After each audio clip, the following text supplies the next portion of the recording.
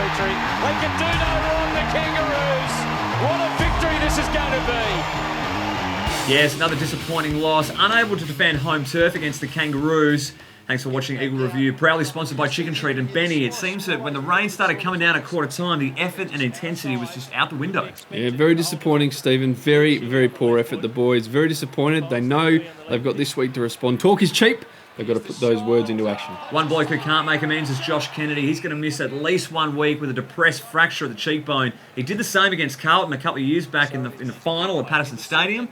Let's hope he's on the mend pretty quick smart. Yeah, very unlucky for JK. Amazing what this small little knock can achieve. If you think back at Brant College getting whacked in the face at 1,000,000 miles an hour, he's walked off with a slight headache, and JK's got this little knock and he's got a compressed fracture. Very unlucky. We're going to miss him. And he steamrolled McDonald. You would have thought he'd fractured his skull into about 40 pieces, but no, not to be. Hoping that Ellis and Shepherd can also get up from their niggling injuries. Yeah, Shep got a big corky in the bum, so he's got some bleeding to deal with, and Ellis got a big cork in the thigh, so they're up against it. Hopefully they can make the team. Matt Prittis, outstanding again. This bloke's form in the last 7 weeks, especially that the team has lost the last 6, has been outstanding. 30-odd touches and 2 goals again, Benny. On track, perhaps, for another JW medal, the best as the club champion for 2014. Although it wasn't all positive for the Pritter man on the weekend. Have a look at the little Harvey man taking a bit of airtime on Pritter.